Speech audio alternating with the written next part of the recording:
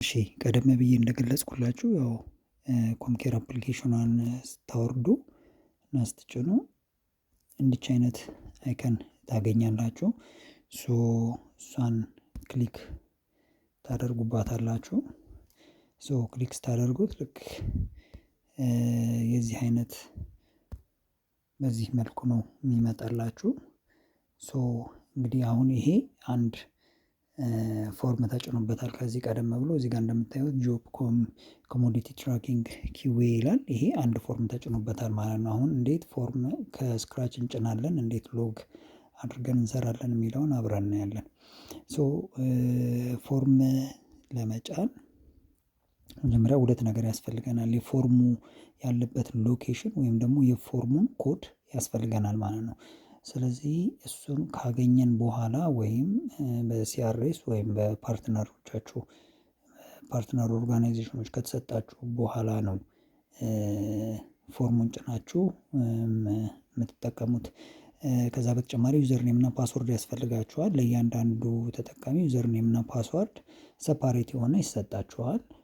ያንን ዩዘር ኔም እና ፓስወርድ ተጠቅማችሁ ነው የምትሰሩት ማለት ነው። እሱ ዩዘር ኔም እና ፓስወርዳችሁን ከምትሰሩበት ቀበሌ ጋር አሶሺየት ማድረጉን የሲአርኤስ ኃላፊነት ይሆናል። በዛ ዙሪያ የተሳሳተ ነገር ካለ የሲአርኤስ ሰዎችን ወይም ሜን ኦርጋናይዜሽን የእናንተን ኦርጋናይዜሽን መጠየቅ ትችላላችሁ ማለት ነው። ፎርሙን መጫን እንጀምር። እሱን ለማድረግ እዚች ጋር ሶስት ዶት ያላት ነገር ትታየናለች። እሷን ክሊክ እናደርጋለን እዚህ ጋር እንደምትታየው ማለት ነው። እሷን ክሊክ ስናደርግ ጎቱ አፕ የምትል እዚች ጋር አለች። እሷን ክሊክ እናደርጋለን። ያንን ካደረግን በኋላ ኢንስቶል አን አፕ የሚል በተን ይመጣልናል። ይሄ ማለት ነው።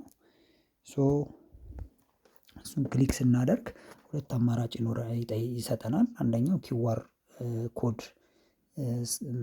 ስካን አድርግና አንደኛው ደግሞ ኮድ አስገባ የሚል ነው ማለት ነው። ስለዚህ ሁለት ኦፕሽኖች አሏችሁ። ቅድም እንዳልኩት ወይ ኪዋር ወይ ኮዱን ይሰጣችኋል ማለት ነው። ስለዚህ እሱን በኪዋር ኮዱ እንጀምር። ይሄን ክሊክ ስታደርጉ ያው ይጠይቃል ፐርሚሽን።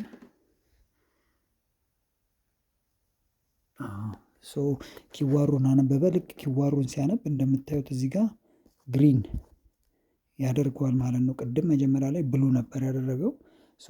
ኢንተርኔት ኮኔክሽን ያስፈልጋችኋል።